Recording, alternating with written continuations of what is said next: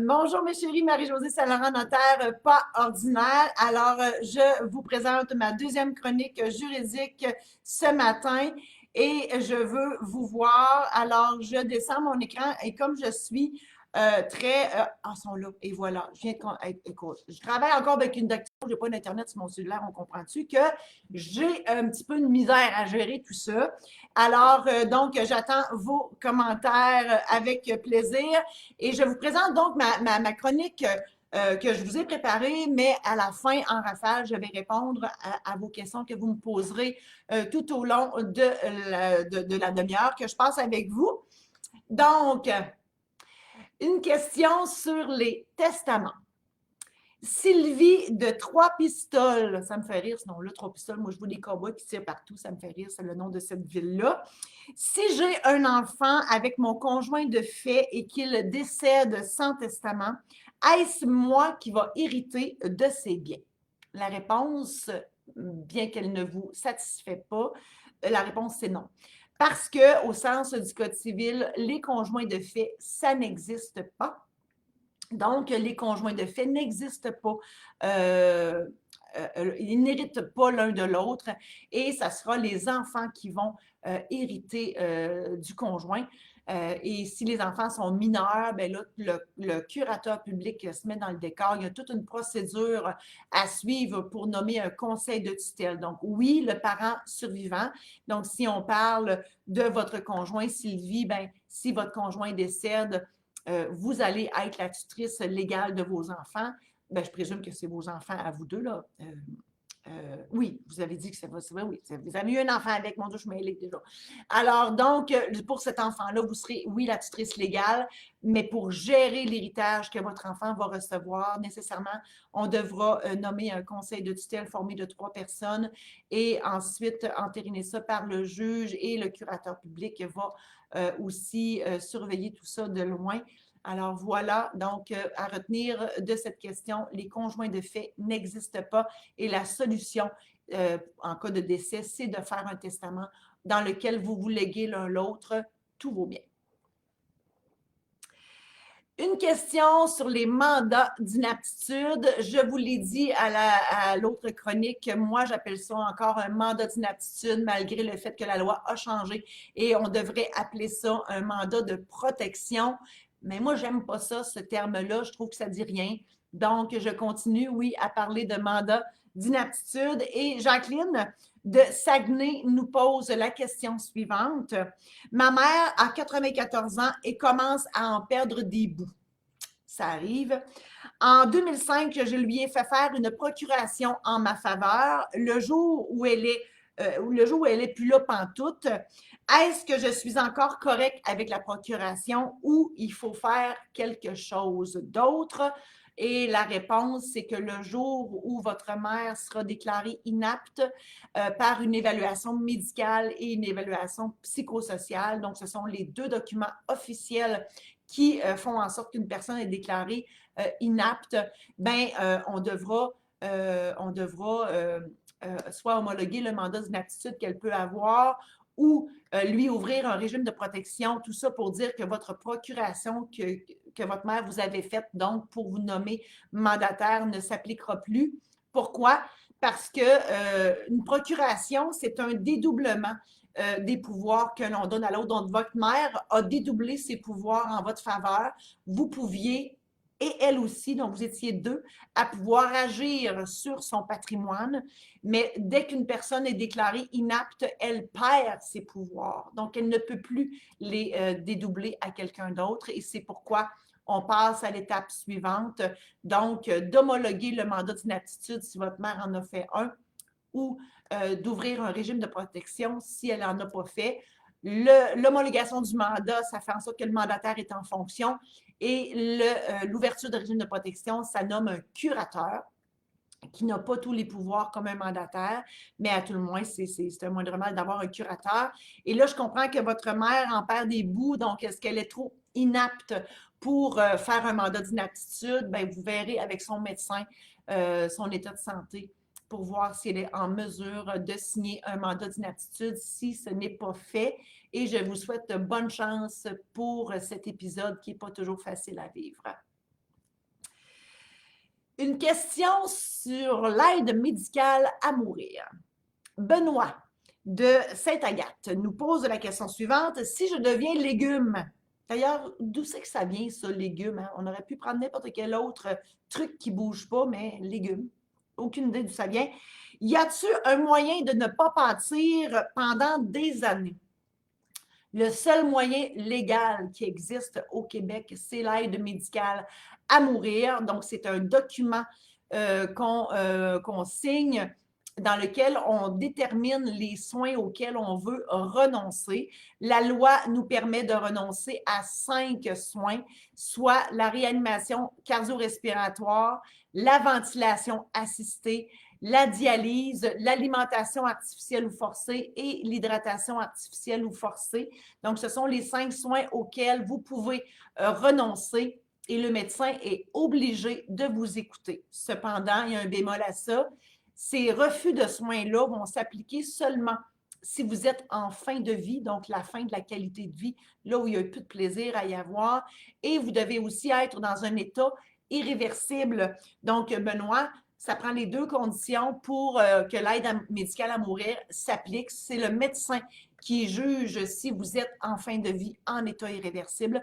Et à partir de ce moment-là, bien, on enclenchera donc le processus d'aide médicale à mourir. Ça, c'est si vous êtes inapte, parce que si vous êtes apte, vous allez tout simplement le demander vous-même, l'aide médicale à mourir, et le médecin va vous demander quels soins quels sont les soins auxquels vous voulez renoncer, et encore là, ils vont enclencher le processus. Donc, à retenir pour cette question, l'aide médicale à mourir est le seul moyen légal au Québec pour abréger la vie de quelqu'un. Donc, c'est un refus de soins.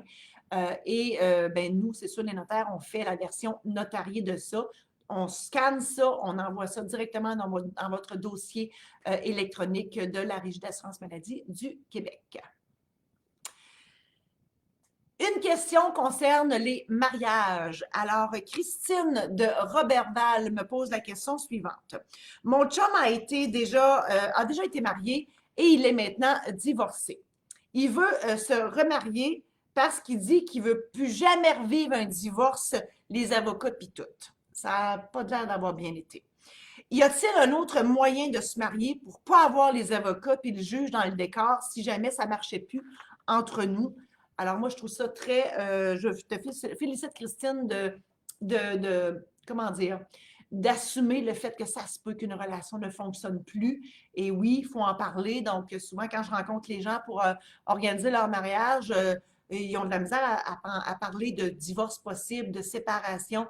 Oui, il faut en parler parce que ça fait partie de la patente. Donc, ben oui, il y en a un moyen pour ne pas avoir les avocats et le juge, et on n'a rien contre les avocats et les juges en passant, mais oui, ça coûte cher, c'est compliqué, etc. Donc, c'est l'union civile. Donc, la solution que j'ai pour toi, Christine de Roberval, c'est l'union civile. Alors, bon, vous avez les mêmes droits et les mêmes obligations que des conjoints mariés. L'union civile ne se fait pas quand on se marie devant l'Église. Donc, je viens de dire, le mariage dans l'Église, ce n'est que le mariage qui s'applique et non pas l'union civile.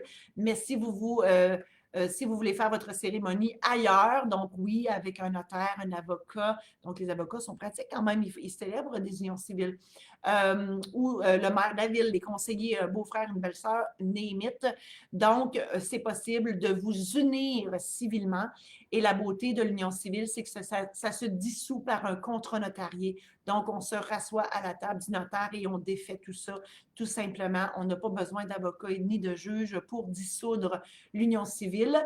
L'autre grosse différence entre le mariage et l'union civile, ben, c'est dans le vocabulaire. Donc, si vous êtes unis civilement, vous allez être des conjoints unis civilement. Vous ne pourrez jamais parler d'époux, d'épouse. Donc, dans les formulaires gouvernementaux, surtout au fédéral, parce que l'union civile, ça n'existe qu'au Québec. Au niveau fédéral, ben, quand ils vous posent la question de votre état civil, vous allez toujours tomber dans la case « autre » parce que ça n'existe pas. Alors, vous allez cocher « autre » et vous allez marquer sur la ligne qui suit « union civile » tout simplement, mais pour le reste, c'est la même chose. Alors, voilà. Une question sur les successions. Monique de Fermeneuve me pose la question suivante. J'ai hérité de mon oncle Gérard et je pense qu'il doit beaucoup d'argent au gouvernement. Est-ce que je suis obligée d'accepter ça? La réponse, c'est non. On peut toujours renoncer à une succession qui s'ouvre en notre faveur, ou je dirais en notre défaveur dans ce cas-là. Le seul truc, c'est qu'il faut renoncer par acte notarié. Vous avez 6 mois à compter de la date du décès ou de la connaissance du décès. Donc, si Gérard était aux États-Unis et vous venez d'apprendre qu'il est décédé, puis que ça fait plus que 6 mois, bien, votre délai de 6 mois commence à partir de maintenant. Donc, vous avez 6 mois à compter du décès ou de la connaissance du décès pour renoncer à sa succession. Vous pouvez le faire sur le champ si vous êtes certaine que mon oncle Gérard a fait plein d'affaires dans sa vie puis que malheureusement, ça regarde très mal. Ou si vous n'êtes pas certaine. Donc, des fois, il y a des successions qu'on n'est pas sûr. Donc, on peut faire un inventaire chez le notaire avec un avis. On publie un avis de clôture d'inventaire qui dit que si vous êtes créancier de Gérard, assurez-vous de venir consigner votre créance que vous êtes capable de prouver, on s'entend, dans l'inventaire du notaire. Et après le délai raisonnable qui normalement est 30, 45 ou 60 jours, ben, l'inventaire est clos et à ce moment-là, les créanciers qui ne se seront pas manifestés pour venir inclure leurs créances dans l'inventaire, ben, ils vont tout simplement oublier leurs créances et les héritiers auront un portrait net. Donc, l'inventaire, c'est ce sur quoi ils vont se prononcer, à savoir s'ils renoncent ou s'ils acceptent la succession. Donc, la réponse et voilà, c'est celle-ci. Donc, non, vous n'êtes pas obligé d'accepter une succession qui est déficitaire. Vous pouvez renoncer, mais dans un délai de 60 jours. Transaction immobilière maintenant. Alors, Patrick de Rouyn-Noranda me pose la question suivante. Je m'apprête à m'acheter une nouvelle propriété. Mon choix n'est pas arrêté entre un condo, une maison, un duplex, un bloc appartement, une maison en ville, une maison en campagne. Bref, il n'est pas fixé. En tout cas, une chose certaine, il ne veut plus être locataire. Et donc, la question, c'est est-ce que le contrat d'achat sera le même ou il y a des grosses différences, tout dépendant de ce que j'achète? Ben oui, Patrick, il y a des différences dans les contrats, c'est sûr, parce que, bon, si vous achetez un condo, bien évidemment, je vais vous parler de déclaration de copropriété. Donc, des clauses là-dedans qui vont dire que vous devez avoir pris connaissance de la déclaration de copropriété avant d'acheter, parce que quand on achète un condo, bien, on est plusieurs à être propriétaires. Et il y a des règles à respecter. Donc, c'est une petite ville, un condo. Donc, des exemples, bien, ça arrive qu'on ne peut pas avoir de barbecue sur le balcon. On n'a pas le droit de chien, de chat. Bref, des règlements comme ça qui s'appliquent. Moi, j'ai vécu en condo. Et je peux vous dire que j'étais la plus jeune dans le condo et il y avait tout bonnement adopté un règlement qui disait qu'on ne pouvait plus prendre les escaliers après 11 heures. Donc, il y avait juste moi qui prenais les escaliers après 11 heures. Alors, ils ont décidé qu'ils ne voulaient plus parce que ça a l'air que ça venait du train. Puis, ben moi, j'étais jeune, j'avais une vie. Donc, oui, ça arrivait que je prenais l'escalier après 11 heures. Alors, ce sont des exemples comme ça qui peuvent survenir donc dans l'achat d'un condo. Il y a des frais de condo aussi mensuels, donc on dépose ça dans un compte d'urgence pour faire la toiture, le jardinage, etc. Ça, c'est des particularités au niveau de l'achat d'un condo.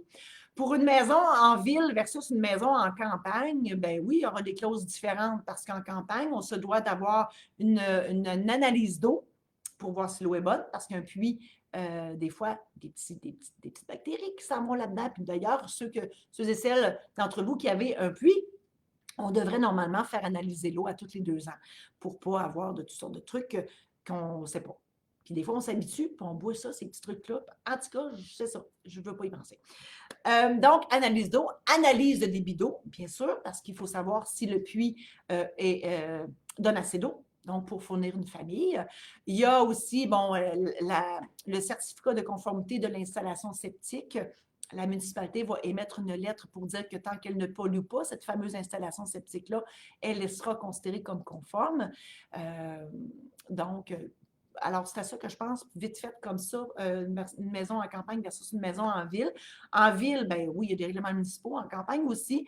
Donc, vous comprenez, Patrick, que peu importe le genre de propriété que vous allez acheter, nécessairement, le contrat sera différent. Bloc appartement, on va avoir le montant des loyers payés. Y a-t-il un locataire qui a payé un loyer par anticipation? Ça fait 30 ans que je suis notaire et je n'ai jamais vu un locataire qui avait payé un loyer par anticipation. Je dis ça de même. Alors voilà, Patrick, le contrat sera en fonction du bien que vous achèterez. C'est ma réponse de ce matin.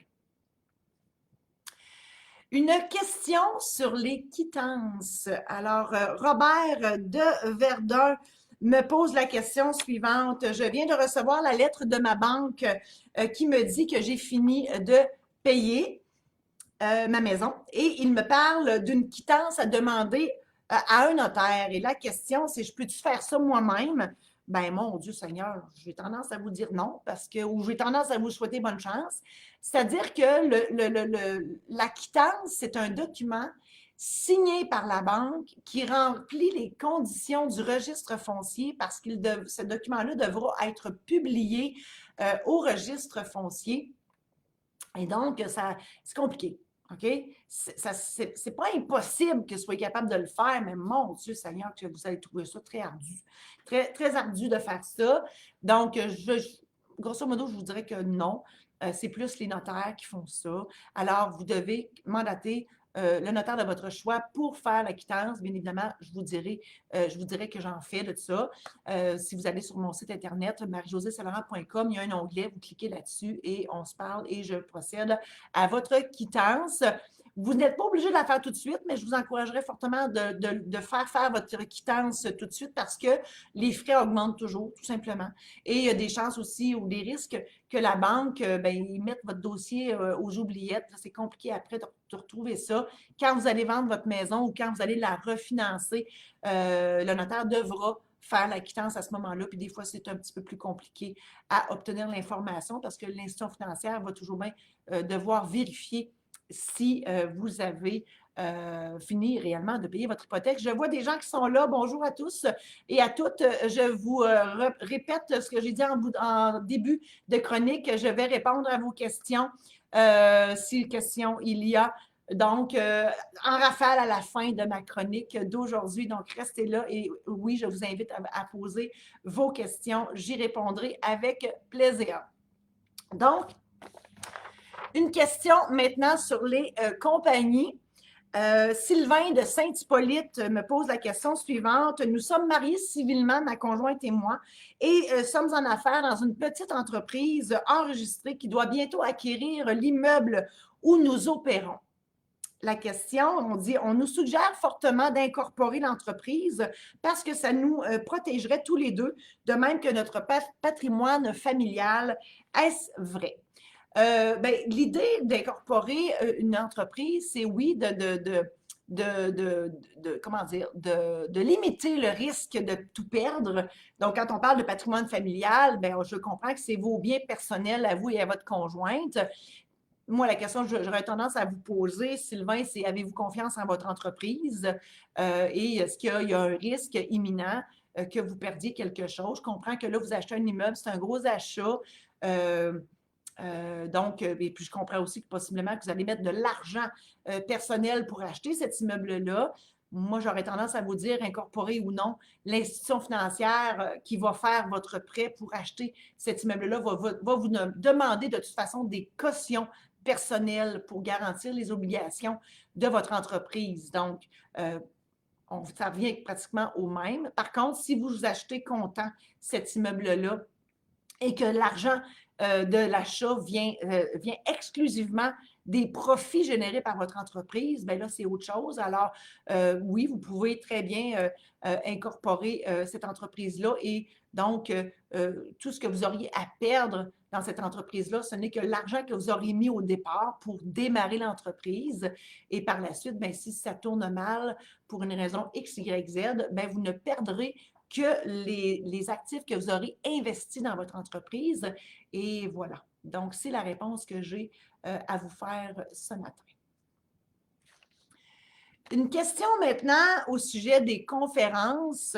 Donc, Laurent de la Conception, écoutez, il me pose la question suivante. J'organise un festival familial l'été prochain et je me demandais si vous seriez disponible pour venir faire une conférence chez nous. Ben oui, je suis toujours disponible. D'ailleurs, sur mon site Internet, il y a un onglet, vous pouvez commander une conférence. Donc, l'idée, c'est l'organisme. Donc, je comprends, Laurent, que c'est probablement l'organisme communautaire de votre patelin qui organise l'événement. Ils n'ont qu'à faire, faire appel à moi. Donc, oui, on commande la conférence et je me présente là et je vous parle de tout plein d'affaires. Tout plein de sujets palpitants. Donc, je donne des exemples concrets aussi de ce que j'ai déjà vécu dans ma pratique, tout ça. Bref, on a bien du plaisir. En tout cas, moi, j'en ai et normalement, les gens en ont aussi.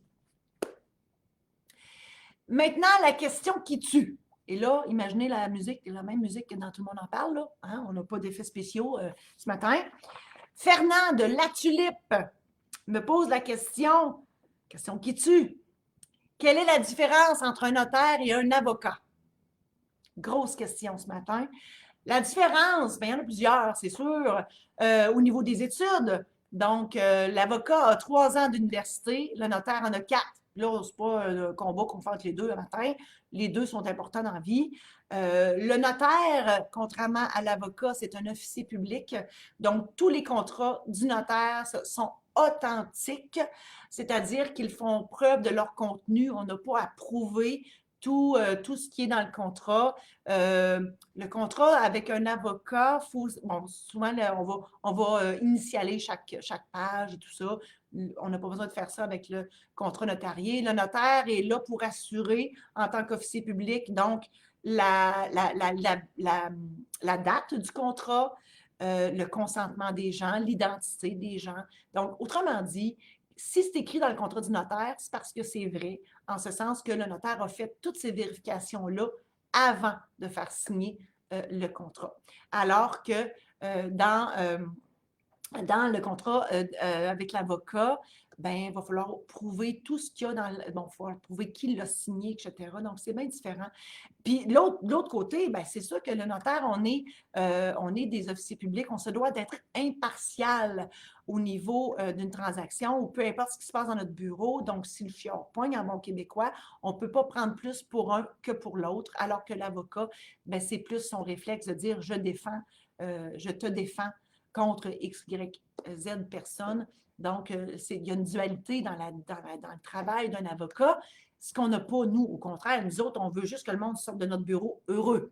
Donc, on s'organise pour que tout le monde soit heureux. Des fois, ça grince un petit peu, mais on s'entend. Le notaire est le juriste de l'entente. Donc, imaginez le signe de la poignée de main, alors que l'avocat, ben, c'est différent. Souvent, quand on va voir l'avocat, on est mal pris, donc on a besoin d'un avocat pour nous défendre. Par contre, je mettrai un bémol là-dessus parce que les notaires, on est des médiateurs, puis on peut s'accréditer aussi, les notaires, pour être un médiateur accrédité, mais de par notre fonction, on est un peu, oui, médiateur. Mais l'avocat, lui, vous pouvez prendre le même avocat, mettons pour un divorce, là.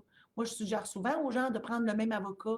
L'avocat, c'est pas parce on s'aime plus qu'on est obligé de s'arracher les cheveux. Donc, si vous prenez le même avocat, il va pouvoir vous rendre jusqu'au jugement de divorce. Alors voilà, c'était ma réponse pour aujourd'hui. Et ben, là, s'il y en a qui veulent quitter, parce que bon, là, c'était la chronique standard que j'avais à vous présenter aujourd'hui, ben, ceux qui quittent, je vous invite à visiter mon site internet marie-josée-saint-laurent.com. Là-dessus, il y a plein de choses. Je vous offre des guides gratuits, donc sur les testaments, mandat d'inaptitude, tous les sujets qu'on parle, il y a des guides gratuits. Quand vous vous procurez un guide gratuit, je vous offre la version numérique de mon premier tome, Les Mémoires de la maîtresse. Oui, je suis notaire à temps plein, éditrice à temps partiel et auteur à temps perdu. Alors, ce sont des anecdotes réellement arrivées dans ma vie de notaire. Elles se terminent toutes par une morale juridique, une morale philosophique. C'est un divertissement à la base, mais enrichissant parce que vous y apprenez des choses. Alors, vous n'avez pas idée à quel point toutes sortes d'histoires m'arrivent à moi, mais à tous les autres notaires. D'ailleurs, si vous avez un travail qui vous amène à travailler avec le public, je suis certaine que vous avez des anecdotes tout aussi croustillantes que les miennes. Alors, des histoires drôles, touchantes et abracadabrantes. Alors, ça, c'est quand vous vous procurez un guide gratuit. Et quand vous achetez un programme en ligne, parce que oui, j'ai des programmes en ligne qui vous aident, qui vous facilitent la vie dans tout notre jargon notarial, bien, vous obtenez la version numérique du tome 2. Donc, la maîtresse récidive, c'est drôle parce que ma caméra est à l'envers, puis là, quand je mets mes doigts, bien là, je ne sais plus où c'est qu'il faut que je les enlève. Alors, ça, c'est le tome 2, la maîtresse récidive, parce que j'avais autre chose à raconter. Et si jamais ça vous plaît, ben vous pouvez toujours, oui, vous procurer version papier. D'ailleurs, tous mes livres sont en version papier et numérique, mais ce que je vous donne pour les guides gratuits et les programmes en ligne, c'est la version numérique. Mais il y a les secrets de la maîtresse qui est aussi, donc, des anecdotes que j'ai vécues et que je vous partage. Maintenant, on est rendu à répondre à vos questions. Alors, je reviens ici. Là, et moi, c'est tout nouveau pour moi. Là, hein. Moi je tricote à matin. Là. Donc, je remonte l'histoire. Bien, bonjour Isabelle Lefebvre. Isabelle est extraordinaire avec moi. Mon nouveau look, quand je n'ai pas mis de lunettes de vide dans mes lunettes, je devais vous faire rire un matin. C'est juste ça. C'était ça. Il fallait que je le dise en plus. Je ne suis pas supposée de le dire, mais moi, je suis transparente au bout, fait que je suis obligée de le dire. Alors, voilà. Et ben, merci pour ces renseignements. Ben, écoutez, monsieur, madame, écoute, c'est une madame. Madame, oui, Peretti ou mademoiselle? D'ailleurs, mademoiselle, je fais une parenthèse là-dessus. C'est qui a décidé qu'une mademoiselle, ça ne se disait plus dans la vie? Hein? Hey, moi, je n'ai pas été consultée. Mademoiselle, j'aime beaucoup ça. Alors, est-ce que je peux poser une question en direct? Certainement. Alors, j'y répondrai avec plaisir. Donc, Mélanie, testament, est-ce qu'on peut payer en plusieurs versements ou la totalité au rendez-vous? Ça dépend du notaire. Moi, on s'est payable en totalité au premier rendez-vous pour plusieurs raisons. C'est moins compliqué au niveau de la comptabilité et c'est surtout aussi pour vous inciter à revenir le signer parce que des fois, on tarde à signer, puis il arrive un désastre, puis là, j'allais dire un gros mot, le testament n'est pas signé. Donc, c'est pour toutes ces raisons. Voilà. Ah! Mademoiselle Peretti me pose la question suivante.